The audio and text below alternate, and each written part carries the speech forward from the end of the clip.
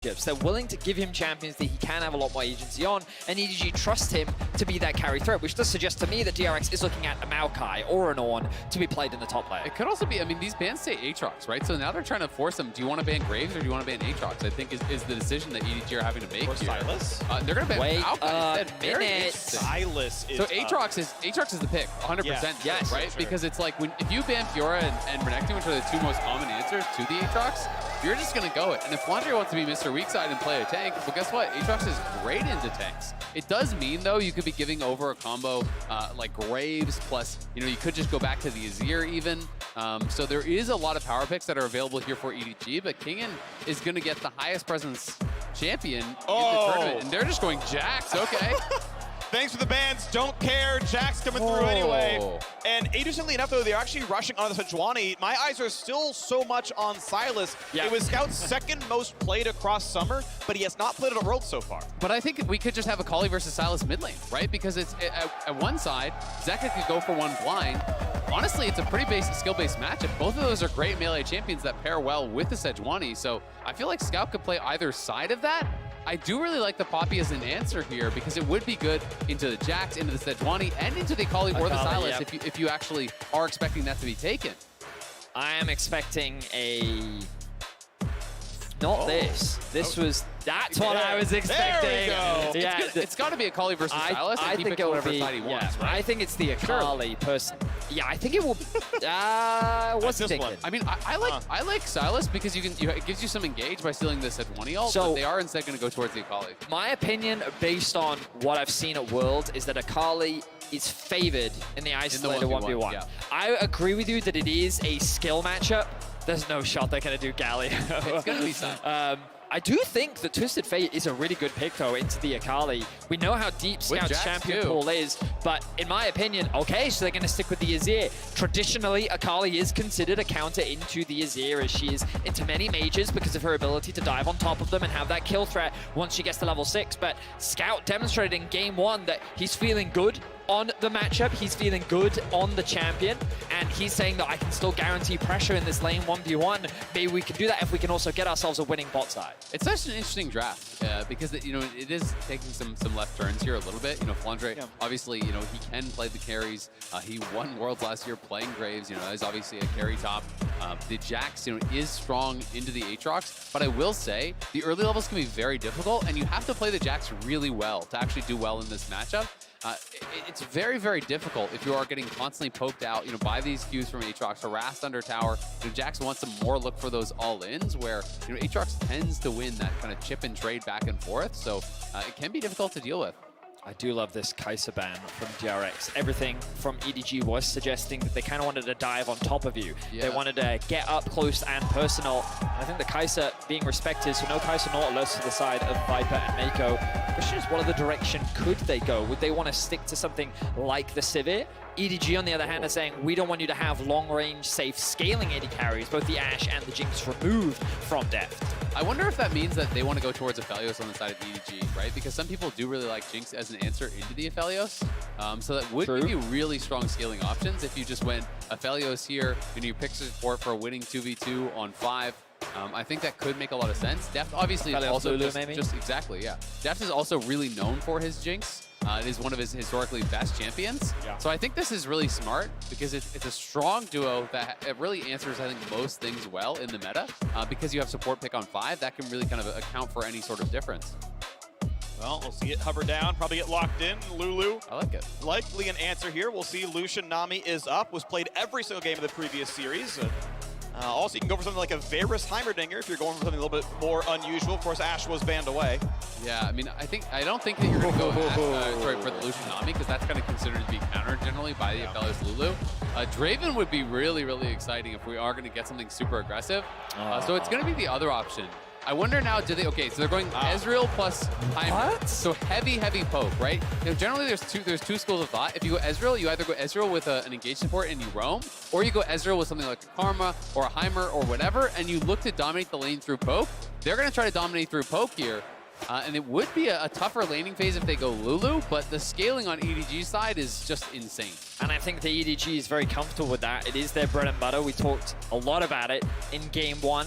They are one of the best team fighting teams in the world. The reason why they were so competitive in the LPL during playoffs was because of their incredible team fighting. And that man in the mid lane, Scout, he will once again be on the Azir. He'll have the Lulu as additional utility to help protect him and the rest of the team. DRX going for a bit of a mishmash when it comes to their composition. One of my criticisms of Game 1 was that if they wanted Kingen rather to be this split pushing threat, I think it would have been better to have Zeka on something like an Akali so they can have multiple split pushing threats and it facilitates better into their pick comp style. However, they don't have the Ashe this time, so while I think that they do have that silent threat, that pick threat is now what they're lacking. They really don't have much utility and really much range outside of the bot lane from DRX when competing against Aphelios and Azir. I mean, you have Altheimer Grenade, that's like about it. That or a flank is really what you're looking at, for the engage. So I always feel when you play these kind of compositions that DRX has, you have to be winning early because you have to be first to objectives. These comps can circumvent their lack of engage when people are checking into them, when people are having to come through those Heimer turrets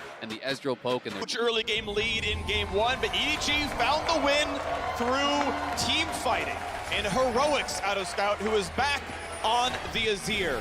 Zeka, however, second time around, had the option of playing Akali in Game 1, now plays it the same match he could have played it in before.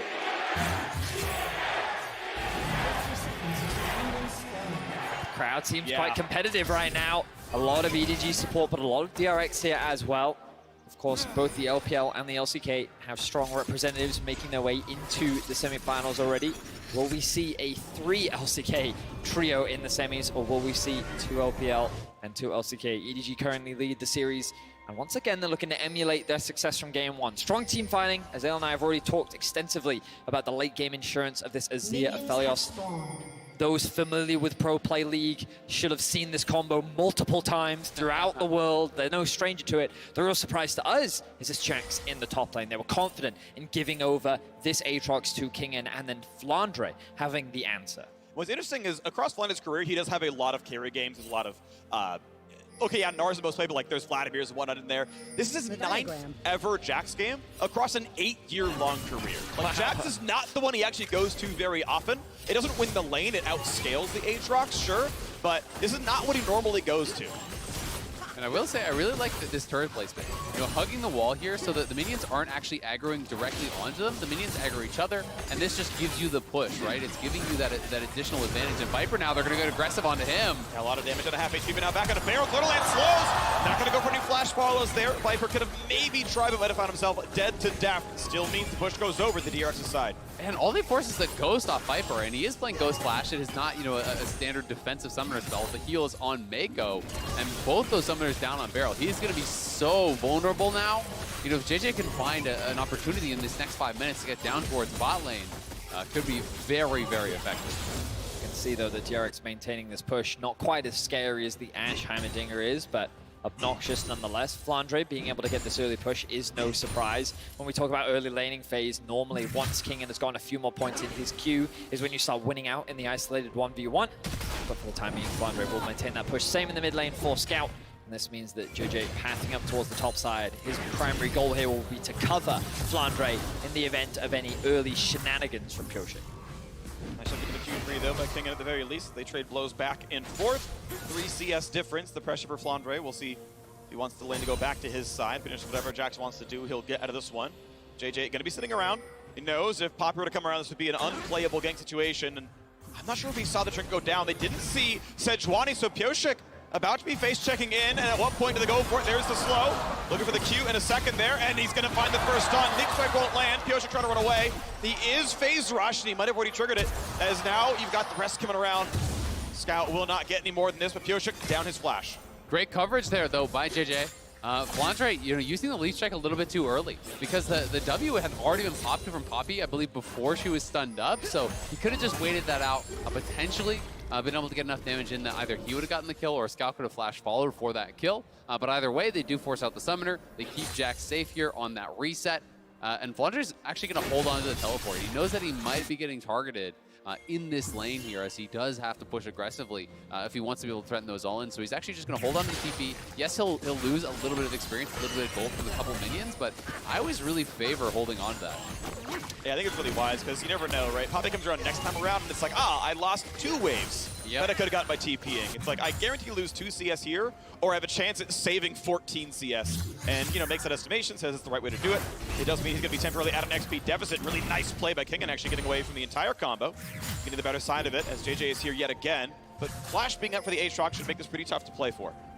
Right now, was he snuck into I don't believe that push? reveals in player POV, this won't reveal to you. Yeah. As spectator, you get infinite information, but only once he autos will he land stacked. You can see Flandre not autoing him.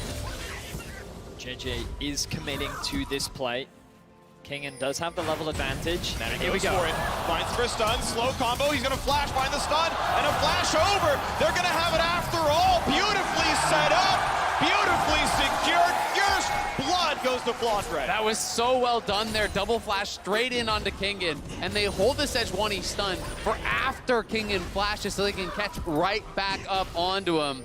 Really, really nicely done. And now we're seeing the inverse of what we were talking about play out here. Pyosik, though, looking for a wraparound on Bob, but Barrel may just be dead. Barrel has no summoners, and he's going to go down to the first kill for Aphelios indeed. Yes, it's a trade kill, well done, but EDG getting the best that they could in a 2v3. EDG gaining advantages in the lane. They find a good gank on the top side in the 2v2 from Viper and Mako, wanting a little bit of revenge after the pressure that they were put under in game 1. Secure that kill onto Barrel and punish him for his level 1 aggression. I mean, that is just huge. They get the kill on the top on a TP-less Aatrox, who, now the wave was going to bounce. It's going to push away from him, so he's in a really bad spot. Flandre still maintains TP advantage. And then in the 2v3 here, Barrel gets caught by the Glitter Lance, gets rooted up, and just gets knocked down there. Beautiful job by the EDG bot lane, winning out on the 2v3. Funnily enough, it's the minion that actually secures that kill at the very end. They didn't quite have enough damage, but you could see that little auto attack flying through the air from the minion, ending up securing that kill onto Barrel. Which means that EDG rather, find themselves with a kill advantage. Gold, though, still very comparable. The reason is, when you have a look at the CS, Zeka finding a pretty significant advantage in the isolated 1v1, choosing to run the fleet footwork to give him a little bit more sustain as the all-in from Flandre, but Piosik's here to cover. Now Division finds the stun, but King not going to find anything more to do. A couple of slows come out of Pyosik. Decent damage here on Flandre. And here comes Sejuani. Going to find a knockup out of the Aatrox. Decent damage coming around, and even with that gank, it's DRX finding the better trade. Yeah, going to be able to get the better trade and going to be able to push this in critically. They're just trying to cover Kingen on this push. He has no TP, he has no flash, so Pyosik knows his game is pretty over if he dies there again.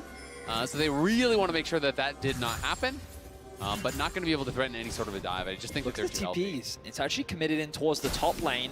Zeka is on his way in, so is Scout. It's reading that there's going to be a longer play on the top side. Scout has indeed walked up. They go over the play here. Ulti's then going to land. Zeka's coming around. Those are going to be enough. They shuffle the boat with the turret. No one has aggro yet, but the damage should be enough. It is traded back. Zeka reads the play and salvages what would have been a 1-for-0. Ends up being a 1-for-1. A good teleport from Zeka, but it's EDG that's actually first to the play. We see a little bit more trading on the bot side of the map, but I don't think it's going to result in a huge amount. The fact that Scout was able to roam up first, it felt like that he could see the play happening before it did. He's able to find another beautiful ultimate onto 2, forcing DRX underneath the tower. Really sets up EDG for success, and if it wasn't for Zeka being here, this could have been much worse for DRX. But still, just such a good ulti there from Scout. Shoves them both under the tower, so there's not even really an opportunity to fight back. And yes, Zeka does clean up the 1-for-1, but at the end of the day, he expended his teleport. There's no kill on the Aatrox. Jax just gets further and further ahead off that because he picked up a kill, he picked up an assist, and now JJ looking to see if he can steal his wave, but he doesn't have an upgraded smite, so it should be Piosik's as long as he's committing his smite. But he doesn't know that he's in the brush there, QW, and he actually gets it. Tagging on the wall, though, level 6. Ulti not back up, but it doesn't matter. What a nice play out of JJ. That's cheeky, JJ. That's very, very cheeky. Taking away the red buff right from underneath his nose. DRX will find themselves with a small gold lead for the time being, but a small win there for JJ as he steals away the red buff. And that's really down towards that bottom side. That is their kind of main advantage right now. A little bit of a gold lead there in mid as well. Def playing that first strike Ezreal. They have been having some good little bits of poke that they're landing onto Viper to try to establish a small CS advantage. Of course, Beryl did die, but overall that 2v2 is still going pretty well for them. And I want to go back to this mid lane point because Zeka getting a CS advantage in this lane matchup is not typical. Often the Azir will be pressuring that Akali underneath the tower, forcing you to lose those early CS, but by choosing to run the fleet footwork, it means that in the long game, you end up coming out with the sustain advantage with both the Doran shield and the constant healing that you get from that passive.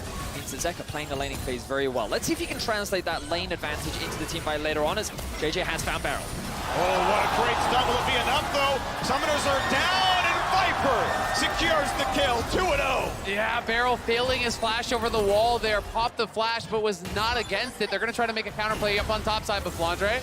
Yoshik pulls aggro, wait for the turret to cool back down. I think they're waiting out his ultimate, get him less stats, and they're going to go back in once it's down. They want him to pop Counter-Strike, but he's just refusing to do it. But if they go for it and he pops Counter-Strike, then he might be able to turn it around. They're pressing Q. He's going to do the same, jump back to the minions to get out. Got a fair bit of the XP, but he does like all of the gold. Great restraint on both sides. You ever seen that scene in The Office where they're all pointing finger guns at each other? That's what that was. They were all just looking at each other awkwardly, and Flandre just decides, you know, I've got another meeting to get to, so I'm just gonna leave this one for now. Of course, that will mean that he falls behind in the CS point, but as Freak mentioned earlier, it's more about the scaling for this top lane matchup as Viper continues to get the better of Beryl here down in the bot lane. It's all about that standoff. You know, when you're trying to go for those dives on Jax, you almost always have to force the Counter-Strike first. Otherwise, you just likely will not have the damage to actually finish him off there. But DRX do push him back. They are going to be able to get a Herald off the back of this. So despite it feeling like a lot of the things are going EDG's way, the gold's still very close, and Herald has the opportunity to get them out. And this is just Beryl just not quite against the wall when he flashed. Ooh. And that just seemed like it was a misplaced flash. He was kind of flashing backwards. I think he saw the ultimate coming out, and maybe his mouse was just in the wrong spot, so he's just a little bit of a panic flash, it felt like. A part of me thinks that he thinks that even if he flashed over the wall, he was going to get hit by the Sejuani ultimate, so he decided to flash left. But it looks like that with no flash, he ain't getting out of this one. Stuck with a slow, can they give it over to the AD carry yet again? Looks like it is going to be claimed by Sejuani. JJ gets his share of the action now. It's 5-2, and they are just picking on the bottom lane. Yeah, and this is looking rough for Beryl in this one, and this is, a lot of times people will talk about the issues that you can have with these mage supports, right? Mage supports are known for being able to bully in the 2v2, but something what people will always say is, yeah, but what about the ganks? You don't really have the ability to escape from a lot of these ganks, and you know, Beryl losing that flash multiple times in this lane has been easy prey for JJ, and now it's a 0-3-1 Beryl here that has really been most of the kills this game. Really well done to find those bits of action. You can see that the gold still favoring DRX very slightly. A 20 CS lead for the Aatrox. He can collect this wave after Jax pushes it in because he's still, despite being down in kills, able to play the lane out pretty well. And they're going to get even more as long as Def should stay in range. He is plus 610. Thank you very much. Def is huge at 5,500 gold. It's 1,000 out of anyone else in the game. And I'm just so curious though, like, are they going to start dragon stacking? Because since they haven't really established that big of a gold lead, I'm just trying to think about how they are expecting to play this one out, right? Because you're really low on a gauge. You need to be able to force your opponents to come to you at the points which you are strong. Generally use the dragons to be able to do that, but they haven't even taken their first 12 minutes in, so even if they begin to now, Soul will be so far away that I feel like EDG are going to have all the time they can ever want to get to their 2-3 items before they have to fight. For sure. EDG just feel like they're in full control of the game right now. And the gold difference is surprisingly deceptive. You know, gold is often a good indicator of who is like in the lead right now, but I feel like a lot of these gold leads being generated by DRX are just small individual lane advantages being built, but in the grand scheme of things, they're not that dramatic. It means the DRX should still be on pace in terms of itemization. There's still options for them, but I really feel like that when the map opens up is when DRX's comp becomes a lot more unleashed. But as we talked about, Azael, with the Ashe, they had way more room to find picks on the map, but now they're forced to try and look for these dives, and I don't think this will go the way they want. Flash out for Flandre, ulti on, and not going to get much more out of Pioshik. Still gets the flash, which is nice. Flandre, though, withstanding the aggression, still on 0 deaths. And credit to Flandre, because this is historically what he's known for, right? The weak side player, the one that often gets a lot of resources for a good ult from JJ. This is a stun. Will it kill Beryl for the 4th time this game? In comes Jax, and Flandre gets his part of the Fei. He gets another kill. Flandre has been withstanding the pressure, surviving as best as he can. And every time EDG gets up there, they seem to get kills. When DRX gets up there, all they're getting is maybe a slight CS advantage here, and Kingen will be waiting around for it, so we'll be able to collect the wave as Pioshik is up here to cover. But again, another play going the way of EDG. And Flandre has got to be very close to his mythic now if he doesn't already have it. It's just pick after pick going in favor of EDG. JJ has been everywhere on the map right now, been involved in 5 of the team's 6 kills. Outside of that 2v2 that was happening in the bot side of the map, he has been everywhere, finding ganks top, finding ganks mid, finding ganks bot. And DRX yet to really gain much on the map. You can see the towers being chipped away at. They do have the advantage down towards the bot side of the map. Of course, those plates being secured with DRX was very favorable, but next Dragon spawning that 3-minute time, that's where I expect the next big fights to be happening between these two teams. 3:15, a while to go. But right now, you see the duo lanes have gone to mid lane, pushing the waves back and forth now. Is unfortunately for Deft and his lane mate, they have not gotten nearly the kind of pressure they had before. They did knock the whole turret down. That was, you know, nice with the Rift Herald and all that, but you usually have that first Drake. They've essentially swapped objectives from the prior game. It's DRX still, though, 1,000 gold up in the early game, just like last time. JJ is hovering around the top side of the map. Will throw out a bit of vision, but DRX quick to respond. What I will say is when I think about the pressure on both these team shoulders, you have to wonder if a lot more is sitting on the shoulders of EDG. You're going to hear it a lot today, but reigning world champions, that is what they are. One of the few teams and organizations to maintain their roster after winning worlds. The 2 exceptions to that were Samsung from 2016 to 2017, or 2017 to 2018 rather. And then it was Invictus Gaming, back from 2018 to 2019. We'll see if EDG can usurp the curse of being knocked out after winning the World Championship. But really, T1 is the only organization that's won back-to-back World Championships, and it wasn't even with the same roster, right? Exactly. It was only Faker who was able to do it. Yeah, and for IG, you know, they're the furthest the team has gotten after winning and then returning with the same roster. They got to the semifinals. The other team to do it, Samsung, I believe, did get knocked out actually in groups. So, yes, you know, it is one of these situations where it is pretty rare to be able to maintain that level of dominance for so long. EDG setting up the dive here as Kingen comes in. Versus one. Kingen flash the way, gets a ton of knockups. Locks JJ down to the turret, and he's got reinforcements. Will it be enough? Not just yet. Everyone getting away. Poppy, evict, flashes in, looks for Scout. Not quite killing him. He's got enough reinforcements, and with Mako around, the durability is too much. The rest of the DRX are coming around as well. Over the wall goes down. Half HP on the Viper. EDG, 5 men strong, running away. It's EDG forced to play on the defense. They were the team setting up the dive, but the response from DRX was swift. Beryl has his eyes on a play, but I don't think they're going to convert it into much. The TP coming out from the Ezreal, going down towards the mid lane. The ultimate just to delay the backs. DRX want to secure objectives, and they're going to do just that. Top tower secured. They have their eyes on mid as well. They're going to get 2 towers and a Herald off of this. This is actually brilliant. We saw Deft just TP straight towards mid. Beryl, they'll pull back from the tower. Oh, had to flash the ulti. Gale Force! And the Q lands 5 dead. Beryl is feeding. Viper sends his regards. Say goodnight, Beryl. Another death for him. Trying to play it cheeky, trying to zone Viper away from getting back to his tower. But Viper says, bro, you're not that strong. It was last year that Beryl had to lose at the hands of EDG in the final. And here in Game 2, he is struggling against the bot lane of EDG, considered one of, if not the best bot lane in the world. Viper proving why he holds that title. Absolutely. I mean, Viper has just been so impressive in the LPL. When it comes to team fight time, this guy really plays the edge so incredibly well.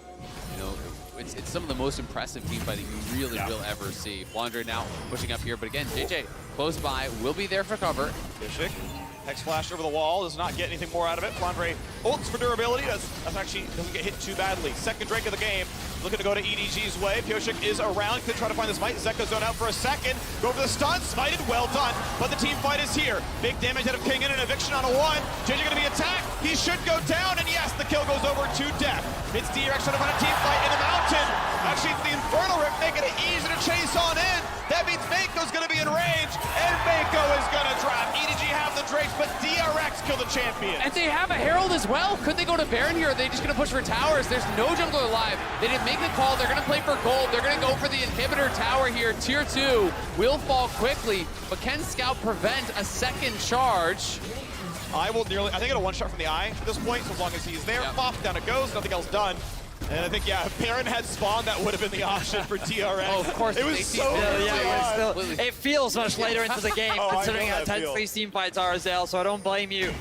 But yeah, DRX walk away with a big fight there, and you can see how quickly the gold lead has ballooned. Earlier I said it was a bit deceptive, it's not anymore, and you can see how JJ gets a really good smite onto the Dragon. But look at how they're able to play this front to back, knocking out the Jax and forcing them into this choke point, and a really clutch stun there from Beryl onto Viper. He turns back to try and land a bit of damage onto the engaging DRX. The EDG, they just don't have the summoners to disengage from this, and DRX just barrel through the enemy's jungler and extend to a 5k gold lead. Yeah, and Keegan showcasing the value of that Aatrox in that fight, being able to drain tank through a lot of the damage. You know, I was surprised DRX was still able to find the angle. Zeka had been chunked out so heavily by Viper on the side, and he had one of those Aphelios turrets down, and did about 50 to 60% of Zeka's health before he even was able to enter the fight. So it was looking like it could have been a good one for EDG, but that Poppy ultimate, the frontlining of the Aatrox really shining through. And DRX team fight their way to a 5k gold lead here. Are able to claim another tower off the back of that, so now depth is ridiculously strong. And you look at the completed items here down in this bot lane, he's already transformed. And Romana already stacked up here. He's looking good. It's one of those situations where it doesn't matter if we can find criticism or weaknesses in DRX's comp, because they have Aatrox. And this champion is considered way too strong. He just seems so flexible on the power he can generate in lane, but more importantly, what he can do in team fights. And I think that this is the biggest thing that EDG still need to find a way to deal with. As long as Kingen is getting onto the EDG, well, anyone, he's able to just melt them and tear apart these fights. We'll see if EDG can find more impressive team fights as the game continues. And Flandre is going for the Frozen Heart second build, which I do really favor. I think it's very, very strong on the Jax. It was pretty good in the 1v1 against these physical damage side lane that he's going to be dealing with. But it also is really, really nice in the 5v5 because you have such high amounts of CDR. It makes your leap strike, your counter strike very, very low cooldown. So you can jump in on Def, you can force him back, and then still retreat back to your team and have that additional set of cooldowns up to go back in again later. Count down the time. 2 minutes to go until this next break spawns. It is not sold just yet. We have seen JJ getting the better of smites. Not only last game, but this game as well. Taking away the red buff, for example. Over the wall goes Kingen. A lockdown. Viper tries to run. Lulu help, but he's still going to go down. Pioshik gets the kill credit. Second death of the game for Viper. I was not expecting the Heimerdinger to be the pickmaster in this game. A beautiful ultimate comes out from Beryl, catches Viper with no flash, and now they can convert it into the Baron. It's post 20 minutes, baby. I'm Hell right yeah, this time. They're going to Baron. Ooh, nice little attempt there. Yeah, Beryl playing so far to the edge. Punished a lot for it in the early game, but now, 20 minutes in, has gotten so much for them. 4,000 health left of this one. JJ has flash, he has smite, he has the ability to play it out.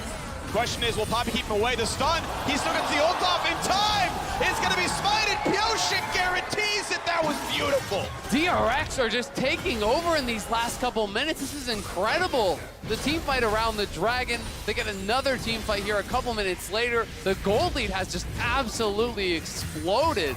Now over 6,000 gold ahead here, and they're going to be wearing the Baron buff when this third Dragon spawns. They'll have a good shot at trying to stop the snowball towards Soul that EDG has rolling. It has felt like a very strange game, because the early game, even though DRX were getting these small gold leads, it didn't feel like it was significant enough to really stop the powerful scaling that EDG would still have as the game progressed. It felt like that they wouldn't have the tools to find these picks, that they wouldn't really be able to do much against the EDG comp, but they keep finding picks. They're getting really creative with how they create these pockets of vision, and now they're looking for another one. Viper will be forced off this wave, and it's something that we're continuing to see from this DRX team, where they control the space incredibly well. Now Zeka is looking for a pick of his own on the scout.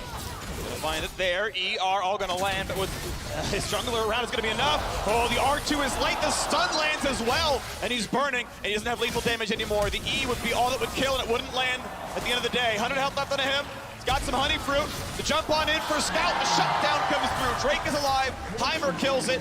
Bot lane gonna drop the Aatrox as well. They're getting stuff on the other side of the map, but I mean, he had full info. He knew that was a 1v2, and he decided to just try to take it anyway. Not able to find the execution there to make it happen. He does get the flash off of Scout, so at least it is a trade of summoners there, but Zeka really didn't have any reason to try to take that 1v2 while his team is just getting so much on the other side. Yep, EDG, while they will be happy with the single kill and the tower, DRX walk away with the Infernal Drake and a bot tier 2, maintaining that 5k gold lead, extending it just a little bit.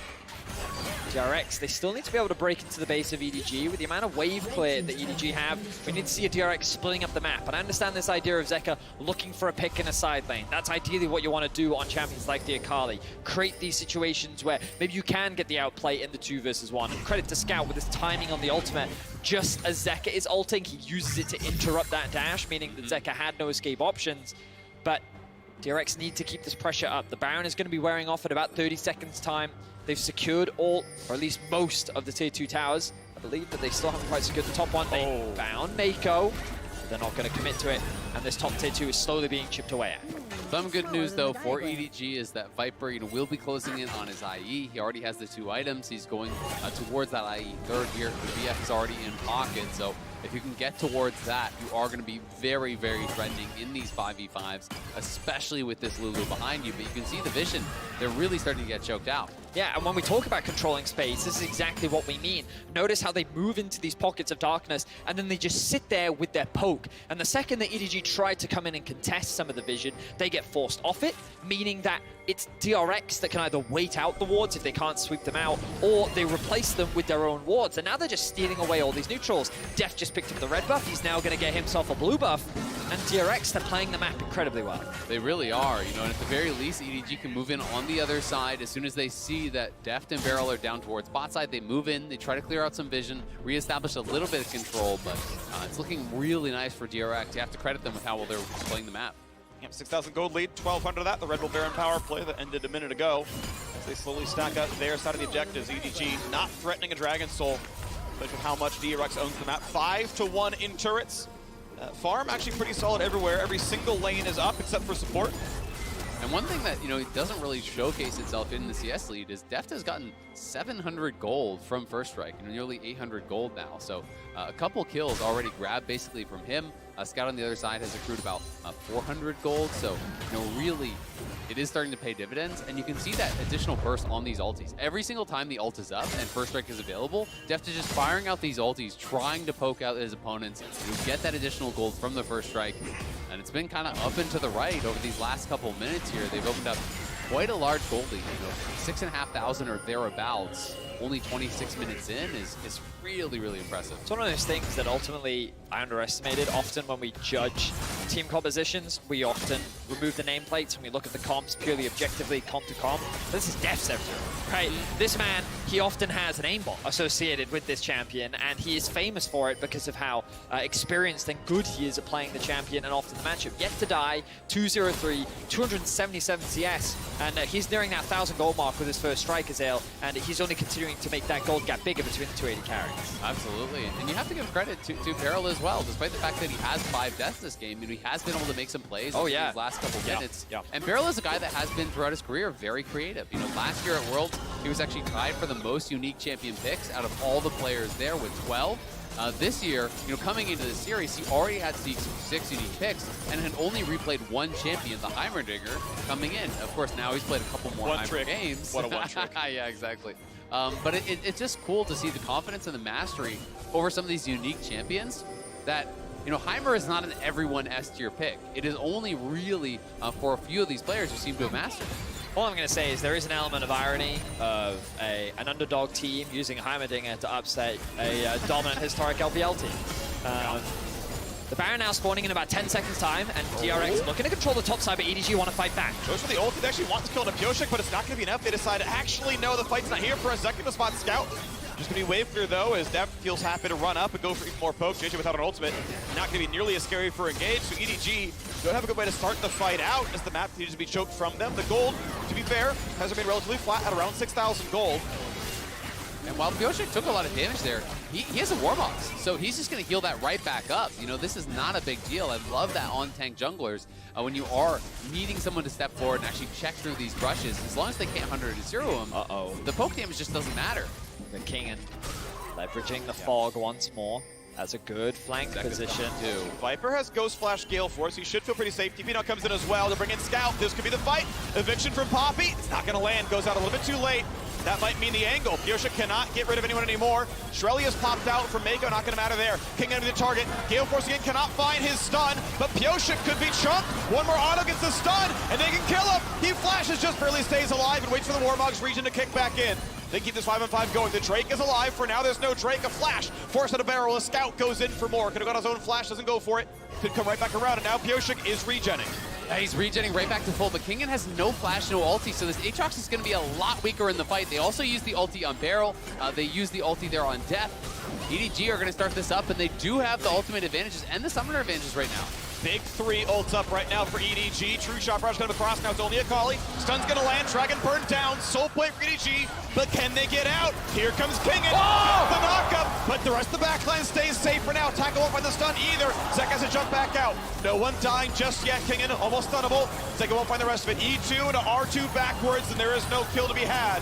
A Drake secured. EDG on Infernal Soul Point. A very tense exchange between EDG and DRX. It is EDG that will walk away with the dragon and put themselves on Soul Point, but you can see how terrifying this DRX squad is right now. Level 17 on Zeka, level 16 on Kingen, and Azael, you highlighted how so many of the ultimates were unavailable at the start of the fight. Had they been, that could have been EDG wiped off the map. Absolutely, but some big item completions coming through there. Death Cap just purchased up for Zeka, you know, as well as that IE on the other side, so the lethality for these champions is going to be that much higher. You have that fight again here. All of a sudden, Pyosik doesn't slink out with a couple health. He dies to that IE of Felios. And they've got to play these fights so damn well, because this late into the game, one lost fight is going to mean the Baron and can mean an enormous swing in the game. I will say, Deft, when you look across EDG's comp, what is the real threat against it? And like, that is some very real damage.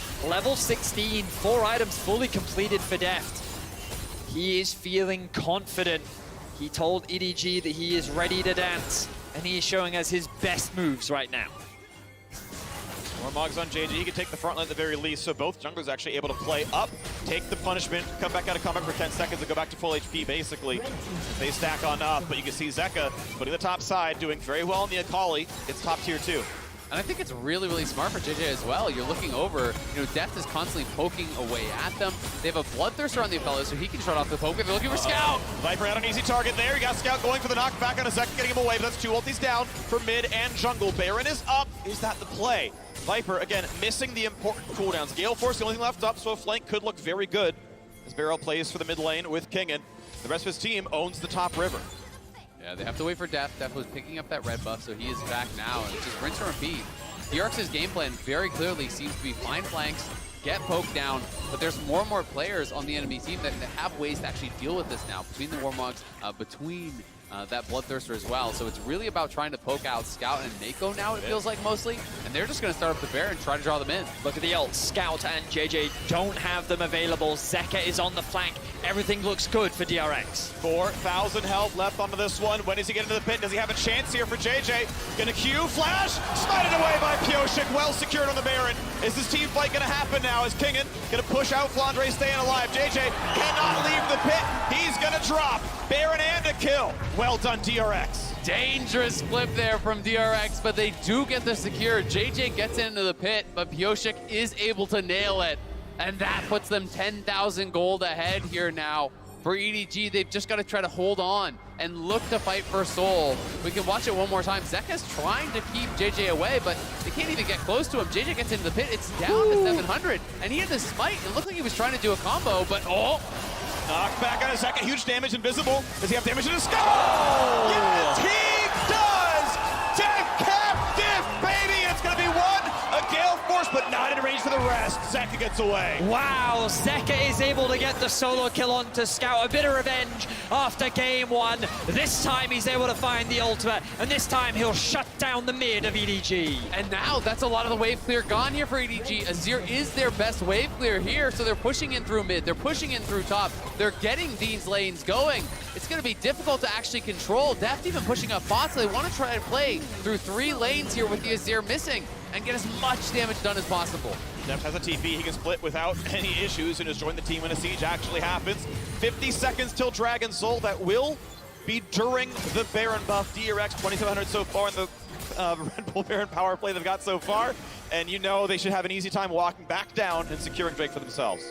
Yeah, absolutely. It's going to be difficult for them to get out of the map. But look at this, a TP flank coming in here from Scout. Okay. Can he actually find Deft? Can Deft survive? Arcane shifts one. He's got a QSS. He's going to shuffle away. Keeps it up for a bit more time, but he should still be the target, and they kill him. Gary is down, but the base is under attack. On to the Nexus turrets they could be, but don't want to take an actual 5v4. Pioshik finds a bit of time there against JJ, who wants a slow. Knock up, he's gonna land. Oh, he doesn't have the last shot just yet, but maybe with Jax they have it. No, he's gonna get away. But 10 seconds until Dragon Soul, and Deft is 30 seconds after that. And they have the inside track, but they could go top. They can actually go top here and try to turn it into a chaotic cave. They're sending 3 top. They're going to try to go for a second inhibitor. Who goes back to defend? Pioshik is harassing them. Mako's base has been canceled, so it's Flandre and Viper.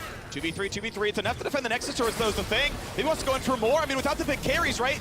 Zeka's the only one. Jumps in for Viper, but zoned out. Ruined. Stopwatch. He can stay for the stun. Goes for Barrel. And again, he finds the Heimerdinger. Aatrox kills off Lulu, though. The fight's still going across the map right now. Dragon Soul has been claimed. And Flandre has what? He has vision. Ward. Flash stuns. Zeka. Oh! And the tower hits the minions. And the Zeka gets away. On the bottom side, though, Scout is being attacked. Does he have the damage? He does not. 10 to 10 in kills. A 10,000 gold lead. This game is insane, Freak! Oh my god, EDG and DRX, an absolute slugfest. Back and forth, but DRX are the ones coming largely out on top in the gold lead. But the Soul is going to do a lot to eliminate that. And Scout got a 1K shutdown off of Deft as well. So if they can hold on here, if they can defend the base, they're going to have this permanent Soul buff, and the gold lead won't mean nearly as much. So DRX are trying to push to end right now. Time to walk out of the base. It's a 4v4 on this push. JJ holds the front line, but without Scout, they are missing a lot of damage. A 3 out of Azir, certainly pretty relevant. Of course, Baron is gone, inhibitors are gone, which means supers are coming in. It's going to be a double stacked wave on the top side, as you can watch it slowly kill the enemy wave. But they're going to retreat back down. They know with Scout respawning, they don't like the fight anymore. Gonna play it slow. And you can see how cautious DRX are still taking this game. Even with the lead that they have, they recognize that EDG's way back into this game is a single good team fight. They have to leverage their range and take their time. They now start threatening the bot side of the map. The mid wave is pushing in, and DRX patiently make their way towards EDG. Viper wants his kill! On lands! And Viper screams across the world! It's a bot diff, baby! What a play from Viper! Pops the ghost, goes in, finds the Gale Force, finds the ultimate, and gets the kill on Deft here. Deft is doing about as much damage as the rest of his team combined. Without him, they can't push. Viper sinks his fangs into the heart of DRX as Deft will fall, and now EDG will finally take the tier 1 tower in the mid lane. Timing can be pretty close this one. He can almost get the turret before the TP completes. I spoke too soon. Time. There will not be the full siege just yet. 3 in mid. Mako's still there to support Viper. Keep in mind, no stopwatch. He doesn't have infinite safety. Zeka just eating back over to his own shroud. Not going to find the play just yet, but with Scout sieging, with a stun on the jungler, they're going to push him off to go for the mid turret, and they should kill it. Yeah, they're going to be able to get the tower. They just don't have any wave clear without Deft. Deft really is it for this team. This full build Ezreal will not have the GA. So it's going to be tough to actually knock down here again. And this is the scariest thing for DRX, because we talked about it at the beginning of the game. You can see the respect that DRX is showing. EDG's comp is lethal in the late game. It is so difficult to play against. And up until that point, DRX were playing a very clean game. Yes, EDG was finding a pick here and there, an objective here and there, but DRX were the ones largely in control. But this was the first point of weakness that we have seen from DRX, and EDG were quick to capitalize. Now they've reclaimed control over their topside jungle. They've pushed out the bot wave, and now the Baron is on the board once again. 2 controllers in the pit right now. Not going to clear them away. The vision is fully there. Middle will be pushed in, but Zeka on the wings gets rid of Scout's Banshee's Veil. 6k health. Already getting burned low. The damage is so incredibly high. Pyosik stuck in the pit, gets stunned, and Zeka waits in the wings. He has not yet looked for the flank as he gets rid of wards. Pyosik low but not down. Flooded him back in the team. Ooh. And Barrel safe in the wings now as well. Barrel being forced back incredibly low. This is a big win for EDG. Pyosik looking to try and heal on the backside of the Baron pit. But good highlight there. Zaylan Freak, that top wave is continuing to push in, and it's something that EDG have to deal with. Instead, they make their way towards mid. Flandre walked up. Poppy's going to recall. She looked for the play, but they've already recalled out Scout, so it's going to be just the push towards mid and the retreat back, because guess what, though? Poppy is on the flank. Poppy's on the flank. She's going to get here before Azir. They've got a chance at finding the kills. Viper has flash. Viper has flash. Oh, the roost on to Pyosik. Will it be the kill? Stone Plate is not enough. Viper is simply too huge. Viper does it again. The root from the Graviton stops Pyosik finding that pick on the Mako, which would have been the difference maker in the fight.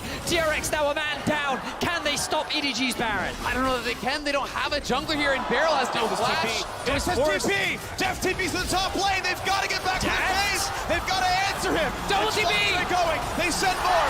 Sedge gets the stun, but inside the pit, they're still playing for Baron. It's secured, but Def kills turret number 1. He kills turret number 2, and the Nexus is in his eyes, and he's gonna get the inhibitor! The inhibitor is back up! What? He cannot get the stun. No way! Oh my God, Def, no!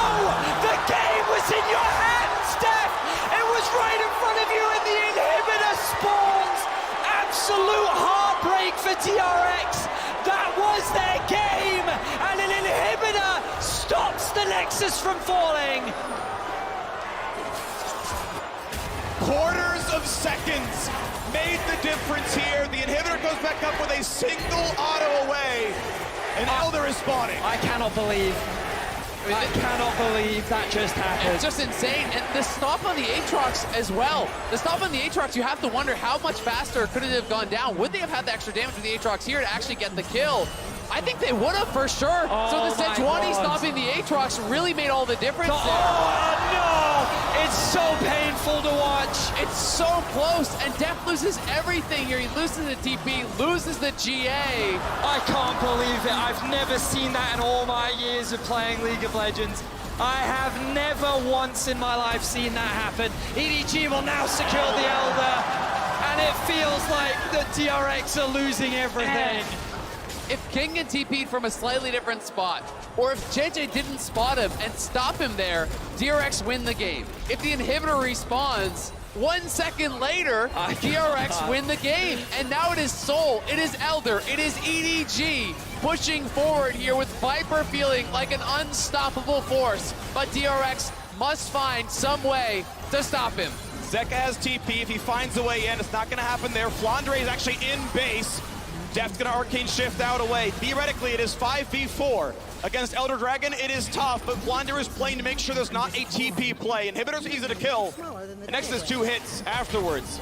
They have to cover the base, and the thing is, this looks so EDG favored. They've still got Baron, they've got 5 to go with it, and they're bringing Flandre over. They're trying to end the game here. Barrel, chunked a bit low. Viper, Gale Force down, has Ghost, but no Flash.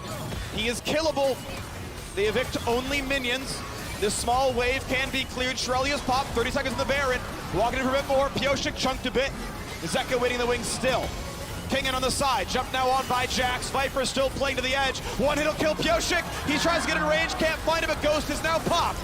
No defensive tools left. There's a shovel back. It's a stopwatch to buy some time. But does he have a target in his eyes? It's not going to happen. A solo kill for Flandre inside the opposing base. Flandre may die, but doesn't matter because the base is going to fall. Death dies Nexus to Nexus, and EDG go up 2-0. What an incredible game between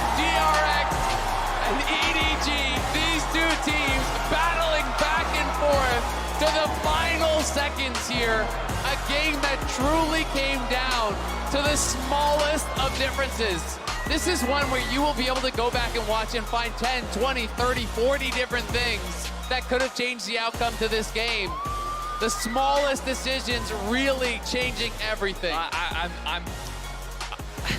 I'm lost for words. I've never seen that. And you can't, like, everyone is a Deft fan, okay? The man is a legend in the League of Legends scene. And it felt like that he took the game in his hands and he was about to win it for DRX, bringing us 1-1 and still making this a dead even quarterfinal. And to have him at the Nexus, like that HP bar was gone. Like it looked like it was over. I saw that auto attack flying through the sky and then you have to give all that credit to Viper finding the solo kill onto Def. The plays, it was the gravitum onto Pyoshik. Like, this was truly a masterclass AD carry performance from both sides, and it was Viper and EDG that at the slimmest margins end up coming out on top. The fact that Viper does as much damage